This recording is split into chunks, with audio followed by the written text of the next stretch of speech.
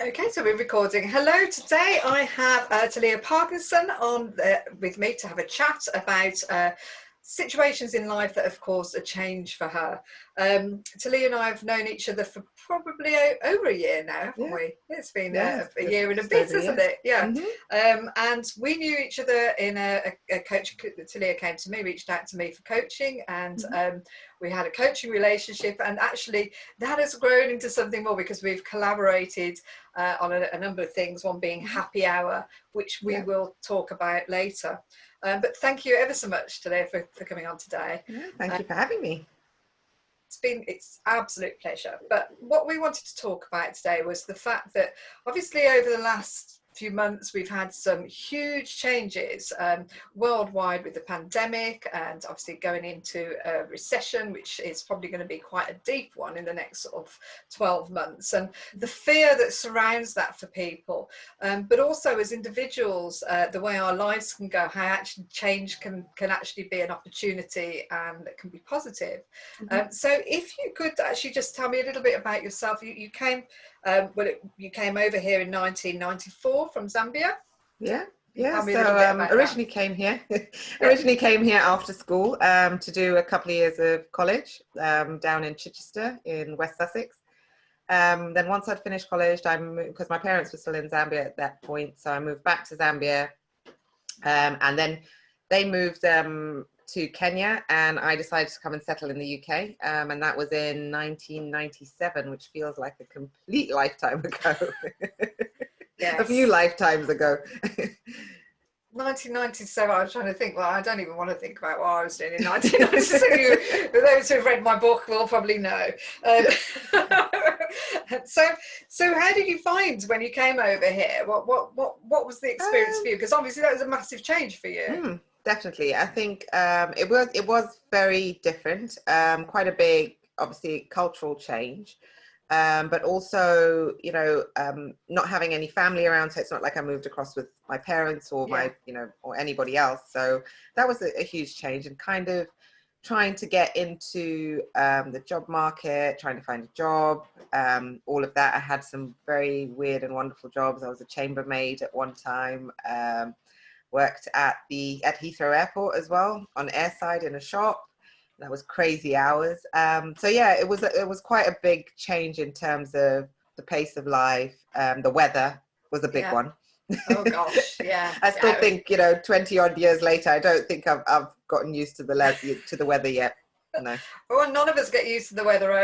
It's just not, nobody gets used to the weather I over think here. so. Yeah, you can go out one day and it's sunny and then it's raining. So it's Yeah, just the way it very goes, true. isn't it? But Yeah. you did actually return back, didn't you, for a Yeah. while? So if you can just tell me a little bit. So, first of all, what sparked that?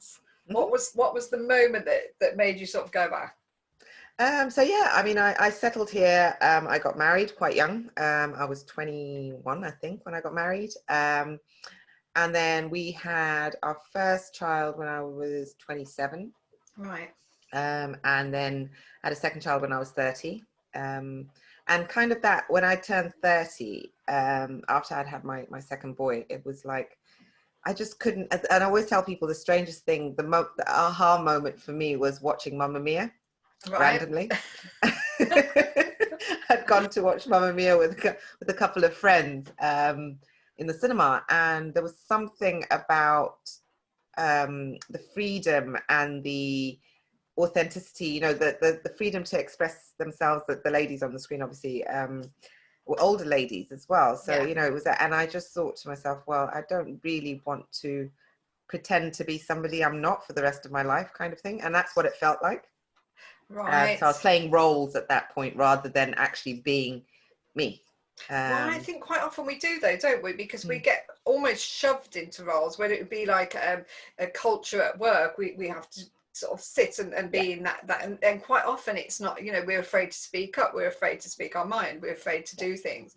And quite honest, often it's like as if we're not being authentic to ourselves. definitely. Yeah. And it definitely felt that way. I think in all parts. So not just in my marriage, but, Yeah. even in my work at that point, I'd started working in IT, which is what my background was when I went to university. And it was very much, yeah, I felt constricted and put into a box, and I Yeah. couldn't really and I was kind of yearning for myself, if that makes sense. And that the part of me that I'd lost sort of over the 12 odd years of being here. So yeah, that's kind of what sparked it. I just decided, so I got divorced. Well, we got separated, first of all. It took us a long while to get divorced. But we were separated. And my youngest was 2 at the time, and my older boy was 6. Right.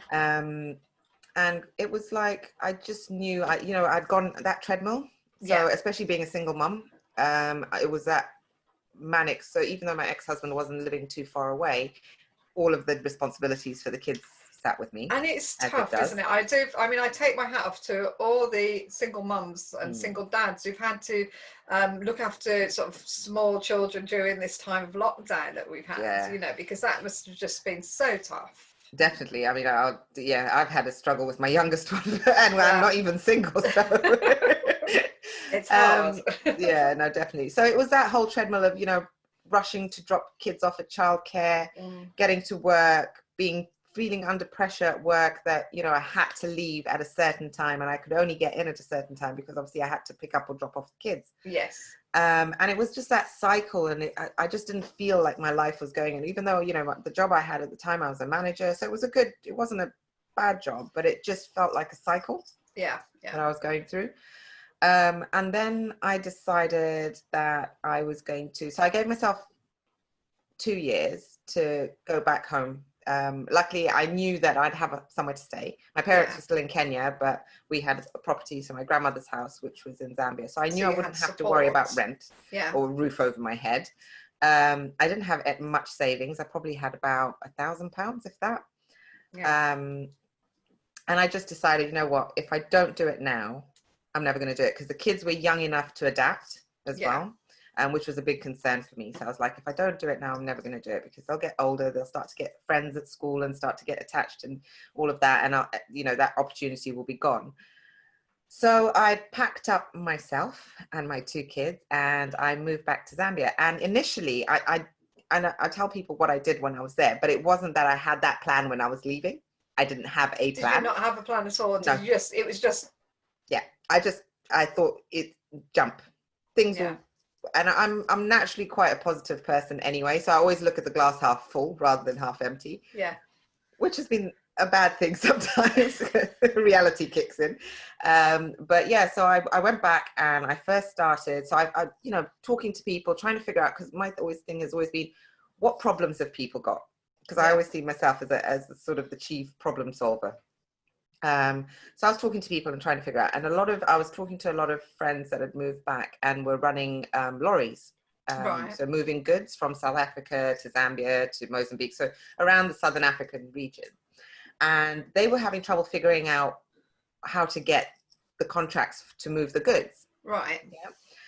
And then I spoke to the other side, people who ran sort of wholesale shops and stuff like that, and they didn't know who to contact to get the lorries to bring their stuff in.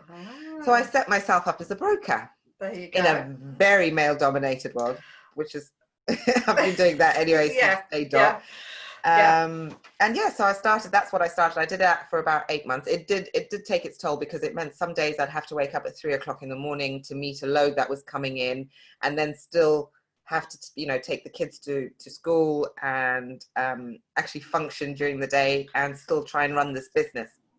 Did you have family support while you were over there as well? How did you cope with the kids if you were with the kids? So I mean, back in Zambia, we're quite lucky in the sense that you can still hire domestic help, and it's quite affordable back there, because usually the domestic help will live with you. And so that was, so in terms of getting, although I still had to rent a taxi that used to pick, because I'd be in town, because I lived quite a distance out of the main city, probably about half an hour's drive out of the main, or an hour's drive with traffic. So I had to hire a taxi driver to pick the kids up from school, take them home, because obviously I'd be in the city the whole day trying to, obviously, and it's a hustler's life, because everything is commission, because if you don't get the contacts and you don't get the loads, you don't, because that's how I used to be paid. It was purely on commission.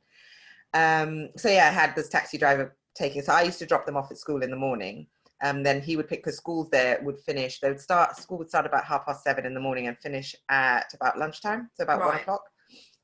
So he'd take them home, and then I had the domestic help at home who would cook them, you know, and have their lunch ready and look after them until I got back at about 5 or 6 o'clock in the evening.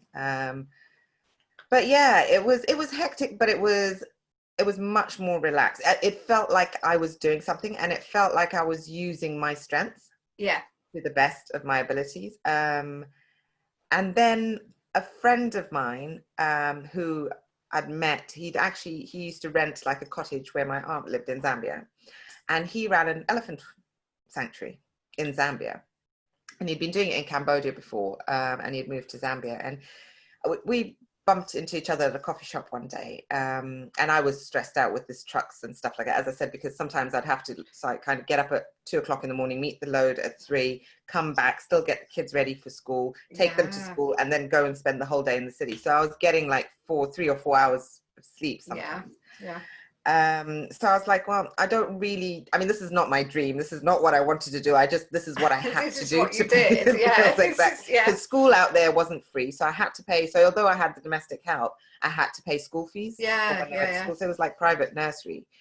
And then obviously electricity bills, food bills, and all the other bills. So it was only rent that I wasn't paying. So we got talking, and he was like, look, I need somebody to run, because he spent a lot of his time out in the game parks doing the anti-poaching side of the elephant thing. And he said, I need somebody in town who could manage all the volunteers that come in, you know, settle them in, make sure they're okay, sort out all their visas and all of that kind of stuff, sort out all the money, so the donations that are coming in, drum up more donations, so get people to sponsor the organization, or, you know, individuals sponsoring the elephants. And also, it was basically a general dog's body job. I don't think it even had a job title. But I thought, wow, okay, because I've always wanted to do something where I'm giving back in some way. That's always been my driver. And I think that's why I was getting frustrated with that role. Although I was using my skills, I still wasn't giving. So it was missing that purpose bit of it.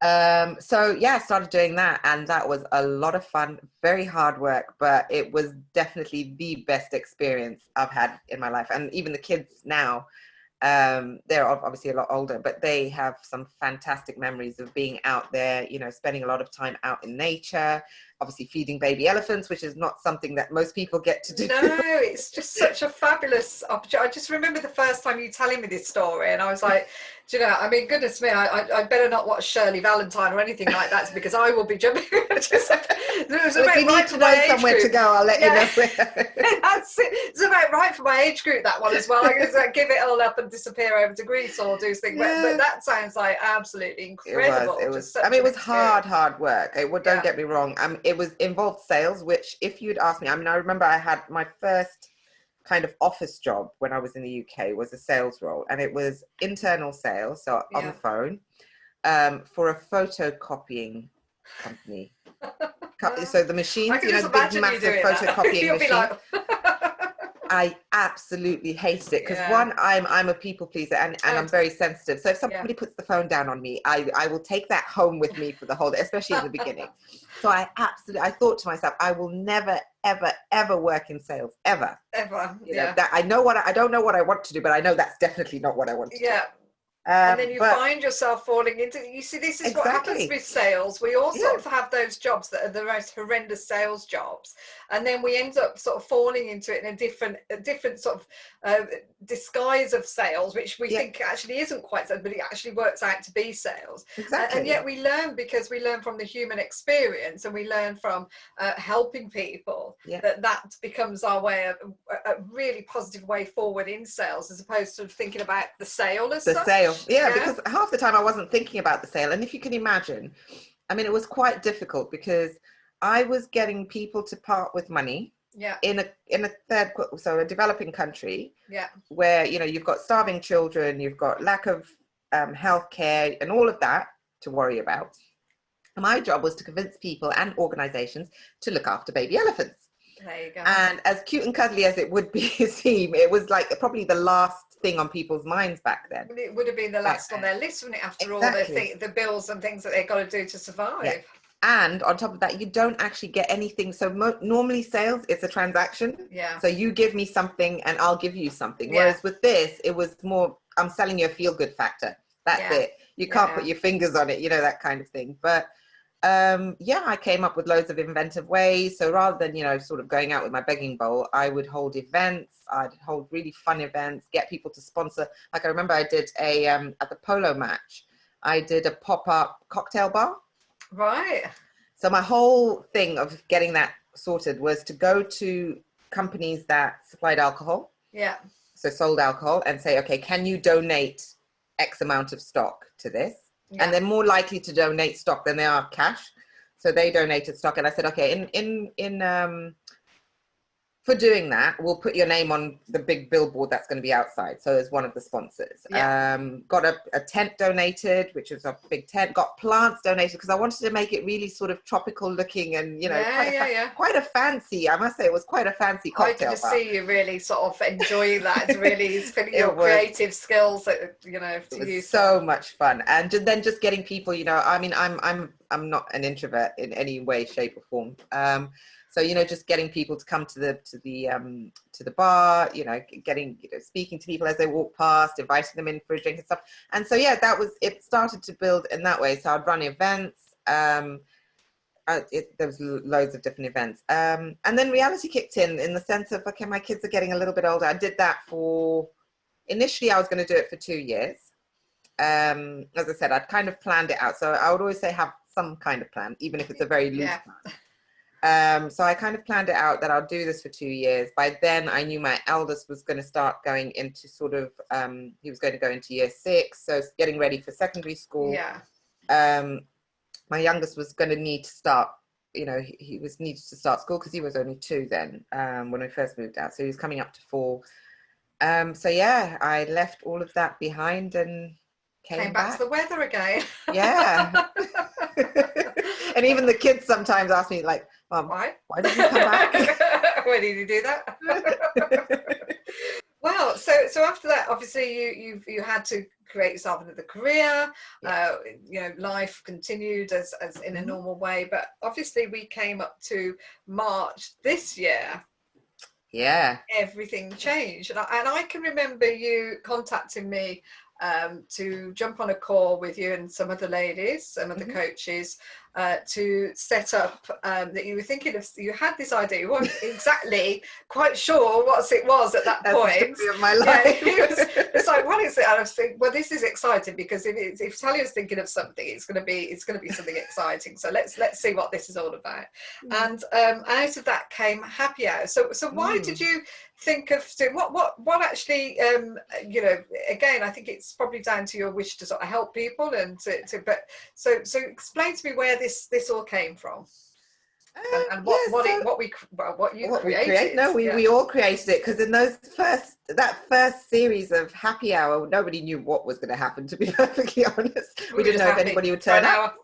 It might have been just us chatting. Yeah. But what I wanted to do, because I kind of understood that there would have been loads of different people in different situations.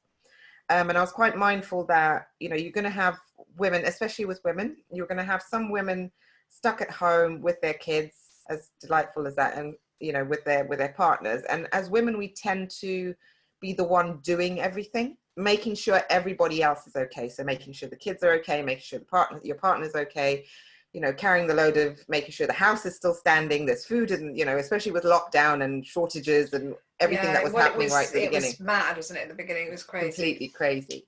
And for the first time, I knew this is something that wasn't only affecting people in the UK. This was worldwide. So, you know, and often when you set up sort of any kind of network or anything like that, you're kind of looking within your local, at most, you know, sort of your region. Yeah. But what I wanted to do was create a safe space for women. Yeah. One, either to escape to because you've spent all day dealing with the bloody kids, or we love them. We do love them, but yeah. Lockdown was a challenge. It was a challenge. Not for mine have grown. Yeah, well, I'd wished mine had all grown by that point. But so yeah, it was kind of to create a safe space for either people who needed a break, or were lonely. Because I also thought, you know, there's going to be a lot of people who either are living over here in the UK and come from somewhere else, and having been in that position myself, I know what that feels like, and have no family to support them. They couldn't go back home because everything was shut down. Or people who just live on their own, you know, single women who couldn't travel, who would normally, even if they could, you know, travel down to see family, stay with their parents or stay with their siblings or whoever else, were locked within their home. Exactly, yeah. And so, yeah, I wanted to create something. And at the same time, you know, obviously I'd been on my coaching journey with you up until that point. And I saw the value that I was getting from speaking to you and us navigating the craziness that goes on in my head together. We had some ping moments, didn't we? We did. There was lots of light bulb moments going on. Totally.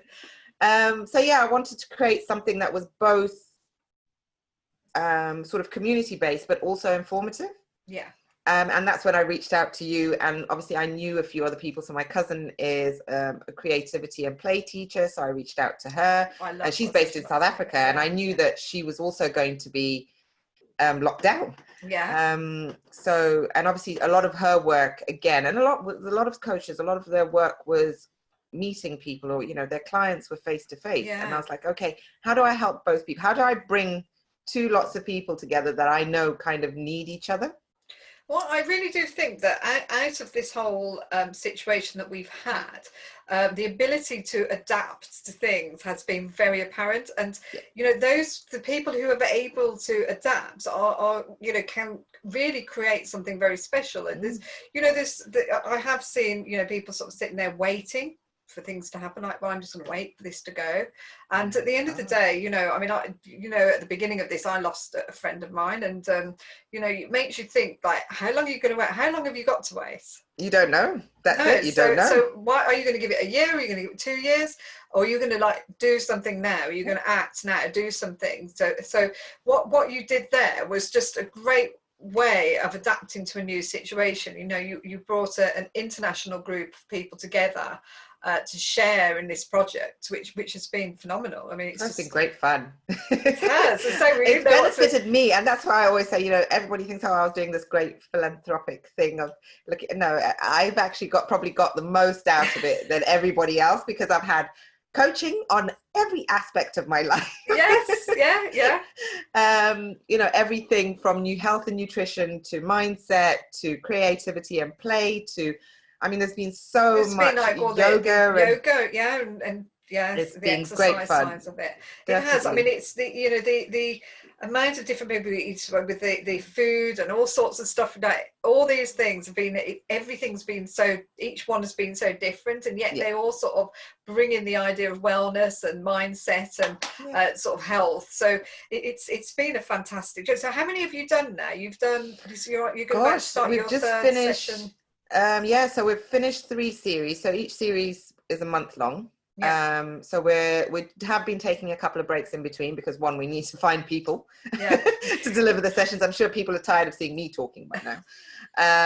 But also to sort of, because we want to keep it fresh and engaging. It's you know, one thing I didn't want to create was just another Facebook group, because obviously we're delivering it via Facebook, and I just didn't want to create another Facebook group, because I can tell you, I probably belong to about 10, and I probably engage with about 3.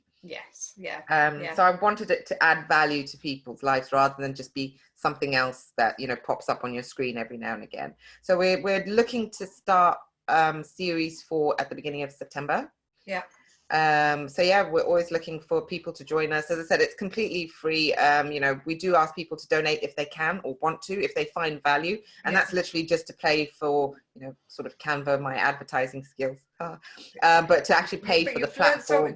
You know, even everything that you've done within that has all been a learning curve, isn't it? It's like, and I think, you know, a lot of people will come out of this whole situation of this year having different skills, because which are needed for a different world, aren't they? Really, you know, it's gonna, I will obviously put the link for happy hour on here, so if anyone wants to join that, they can just go onto the link and join in, because so when's that starting, did you say? The first week of September. Right, brilliant. So and that would be every night. You're doing it every night or every other night? We do it 2 nights a week at the moment. I think it was really good because obviously, as you know, when we first started it at the beginning of March, we were doing every night at 8 o'clock. And I think it was good then because literally either people didn't know what to do with themselves, or as I said, they needed that a little bit of structure in their day. For the time, wasn't it? Really was. Yeah. But now I think as everything, as people, because what we don't want it to do is become a burden to people, or, you know, people feel pressure or they feel like they need to be there when they've got other stuff to do. So we've dropped it to 2 nights a week with an optional, the third night we have people from within the community, so within the membership and the coaches or anybody just to come and share their story. Because I think, you know, we can coach and teach and all of that, we can give people advice and we can coach them, but it's when you share your stories that people are like, they're so relatable. And you know, you can say, you know, I'm not Superwoman. You know, I wasn't a millionaire when I moved out to Zambia, literally, you know, counting pennies in my pocket. But if I can do it, everybody can do it. You know, there was nothing special about me. If I watch Shirley Valentine later today, you'll probably just send me a text message and I'll give you the phone number for the place out in Zambia. I'm on my way. If you, obviously with all this that's happened now, and you know, we only need to turn on the television to see all the things that are happening, people being made redundant, we're seeing recessions, you know, the pandemic's still out there and, you know, we're still having problems there. But if there was ever a tip for someone who was suffering at the moment from perhaps either potentially being about to be made redundant or being made redundant, or in that situation now where they're thinking, well, what next? What tip would you give that person? I think it's not to buy into the fear, and that's with everything in general. I think we get so consumed with what could go wrong that we spend very little time thinking about actually what could go right. And I think most of the time it just takes, I think I read it somewhere, it takes, is it something like 12 seconds of bravery, and that goes for any situation. It just takes that little bit of bravery. And that's what I used. It was those 12 seconds of bravery when I booked my flights out to Zambia. It was literally, I'm going to do it now. Because otherwise, if I'd left it, I would have talked myself out of it. Yeah, you would have overthought it. Yeah. And I think that's, you know, that there's fear stops us from actually living into our full potential. Yeah, that's all it does, and it's needed. Yes, obviously, if you're being chased by something that's going to eat you, please let the fear take over and run like hell. But in most instances, I think sometimes a little bit of fear can actually make you like do something as well. So it's like you know, the idea of, you know, maybe if you've set up your own business or whatever, and one of my other interviews said that actually it was the fear of not being able to pay the mortgage that made her get up and do it, because she didn't want to go back and work for someone else again. And it was that little bit of fear that created that sort of ability to go out and create. Definitely. I think it's more around, I think people think you shouldn't be afraid. That's wrong. That's a completely wrong approach, because fear is a natural emotion. It's there, and it's there for a reason. In most times, you know, it does kick us up the arse and make us do things that we necessarily would think, or it saves us, literally saves our lives. But it's feeling the fear and still going ahead with whatever. So, you know, it's that, like we spoke about for a long time, that little voice in the back of your head that's saying, no. It's like, saying, fine, shut up, I'm going to go and do it. Exactly. Use the grown-up voice to actually think, okay, am I going to get eaten? No. All right. Am I going to starve to death? No. Okay. You know, and all of those things. And that's why I said at least have a loose plan. Like, you don't need to plan stuff to the nth degree. I'm not a detailed person in any, as you would know. I'm not a detailed person in with any stretch of the imagination. Great plans though, loose ones, but great ones. Exactly. And then you get somebody to fill in the blanks. Yeah, exactly. But yeah, as long as you've got a rough idea of where you want to go, and you don't have to know exactly what, I mean, I'm still on that journey now at the moment anyway, in the sense of I'm not quite sure what's next.